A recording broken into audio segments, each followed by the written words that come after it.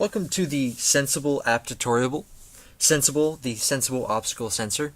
So this is our landing page. You see it's very simple, only 3 buttons. Begin, settings, and quit.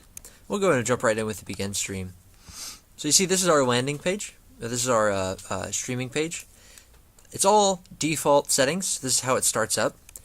In the center here, the large screen, this is where we capture images from a video and we display them here. Right now it starts up with the default image.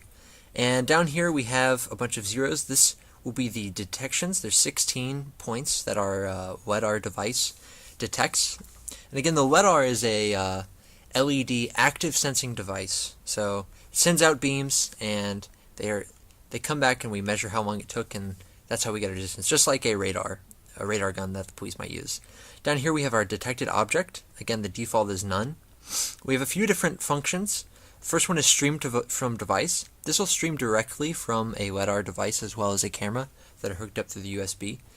Read from file reads from a recorded file, and here we have record. So if you want to record a session and then replay it later on for testing or debugging or that sort of thing. Stop button to stop any of these 3 functions. Change orientation.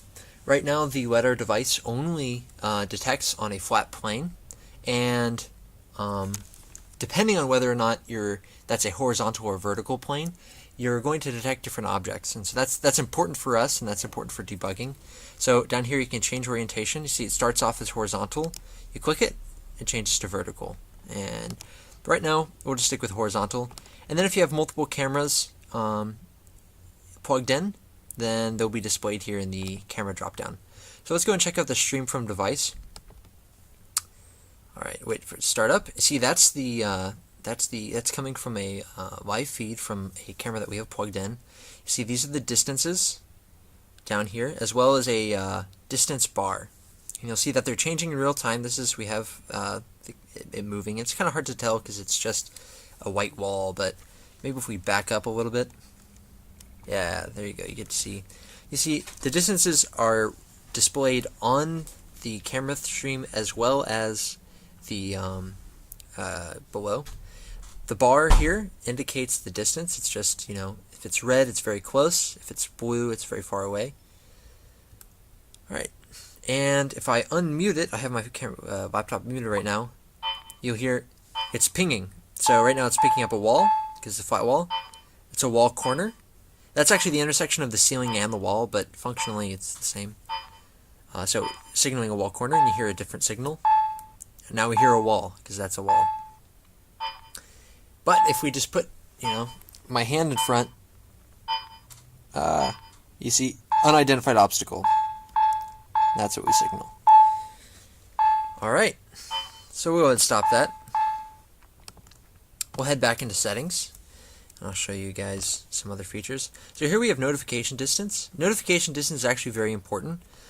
This is more so just a proof of concept, but basically what we're doing here is we're setting a distance with which we want to signal the user of an obstacle.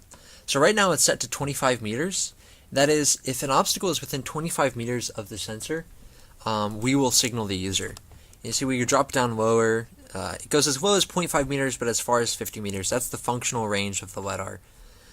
We have 2 different notification types. You were hearing the beeps earlier, but we have speech, just like with Alexa or Siri.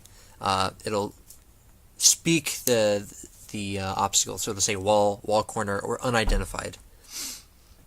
For those of you who are committed to the Imperial system, we have U.S. customary system. You hear it's 68 feet. So actually our range in feet is anywhere from 1 foot to 164 feet. With the notifications, we allow users to change the notification type. That's just for their benefit. So, drop this back into meters, and we'll switch over to speech. Now that we got some of these settings changed, I want to show you guys the other functionality that I mentioned, which is read from file. Or record and read from file. So we'll go and record, and then we'll read the file. So we'll make testing. Hopefully you guys can see that. It might be off the capture screen. So we're recording now. One issue that you'll notice is these are not updating, and that's just because of the the LedDAR libraries. It's proprietary technology that we can't access, and so these distances are not being updated, but the distances are being recorded. So we got a little file going. I'm going to go ahead and stop that. It'll stop the recording, and we'll read. So what was it? All caps testing. There it is. Boom. Open. Wall.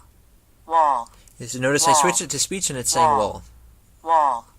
Unidentified object. Wall corner. There you go. Wall corner.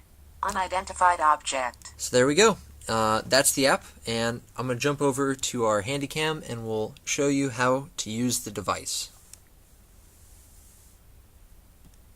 Side, because it's a little brighter, to take a look at our physical setup, give you guys an idea about how to properly use the device in the real world. So you'll notice that we have all these wires. Unfortunately, this is the setup that we have to work with. Right now there are 3 wires, one for the web camera, the external web camera. It's a USB plug-in into the computer. And then we have a USB plug-in for the LedDAR device. And then additionally, there's a 24-volt wall plug-in for the LedDAR device. And unfortunately, we don't have it plugged in, so we can't show you in real time what this does. But as you can see, we have the LedDAR device and the camera. And the setup we're using, the camera isn't being used for any detection purposes. It's merely for debugging and for, helping make sense of the numbers on the screen, help them connect with reality so you understand what's going on. But in particular, what I want to show you is the proper orientation of the LedDAR device. You see, it's the long side is, running up and down, and you'll notice there's a guard on the bottom. So this is the proper orientation. There's also some screws if you want to put it into a tripod or any other kind of holding device. And then this would be the correct orientation if you want to have the long ways, running left to right. See, there's also a guard, also with screws. Maybe move the camera here or what have you. I'm actually going to set this down now because I don't need it. But to connect the orientation, quote-unquote, with what's happening in the GUI, this is referred to as the horizontal orientation, because what we're actually measuring what we're actually looking at in the GUI is the orientation of the LedDAR beam. So this paper is the beam coming out, and you see it's on the x-axis. It's a flat plane on the x-axis. If we turn it to the side, guard side down, the beam is a flat plane on the y-axis. And so this is the orientation this is what we call vertical, and the other way is horizontal. So again, horizontal, long side running up to down, and then vertical orientation is the long side running left to right.